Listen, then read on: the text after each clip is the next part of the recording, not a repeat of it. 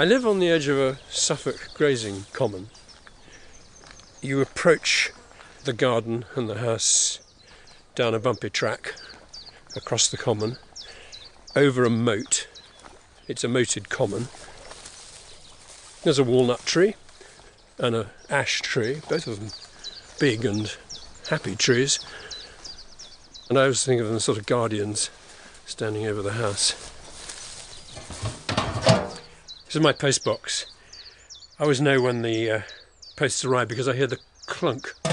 It's an old bread bin and it lives in the tractor shed. Geoffrey Bernard had an interesting trick when he lived in Suffolk. He always used to get a lift in the mornings when the post came down to the pub with the postman. He liked to get there for opening time. He would then write himself a postcard and post it, just to be certain the postman would come next day and give him his lift back to the pub. There are 4 meadows here really, and a wood, a small wood. They're really like rooms. I mean, when I go into them, there's a feeling that they're enclosed by the tallness of the hedges.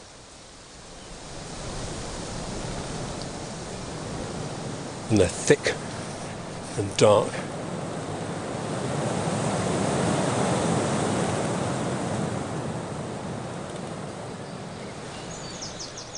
When the birds are all singing in the early morning, I mean, you really do have a sense of being in a big arena. The song almost echoes around the meadow.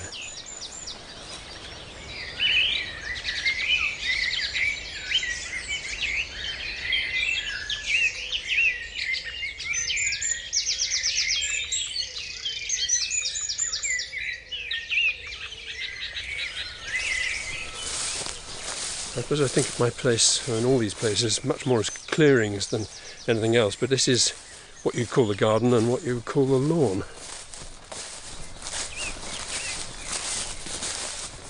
It's not a tightly trimmed lawn, it is cut, but the grass is deliberately long. It's good for the frogs and the voles and everything else that lives in the grass.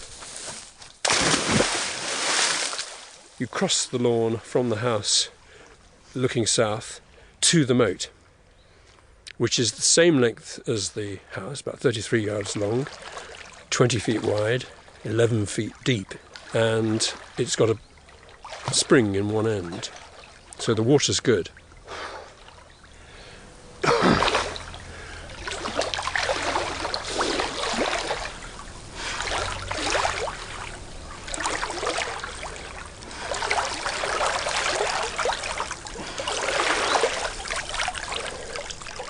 This is where I come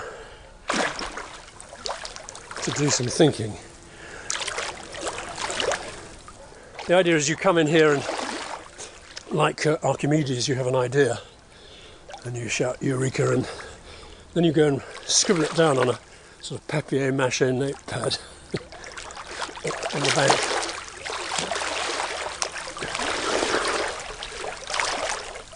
I swim breaststroke because I don't want to disturb things too much. I'm swimming with a lot of other creatures in here. Newts, frogs, damselflies at the moment. And the perspective from down here is terrific. Seeing the dragonflies swooping overhead. They often just land actually on my head, literally. They're quite unconcerned. One of the great delights is to put a mask and snorkel on and duck underwater.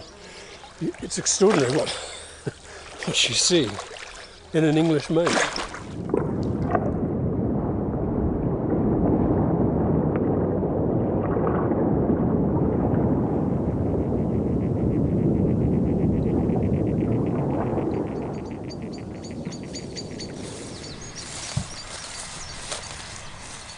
There's the home meadow immediately to the south of the house, and then that leads into cow pasture meadow, and that in turn leads into the long meadow that might once have been a sort of archery butts or something like that. I like to think that that's pure romance.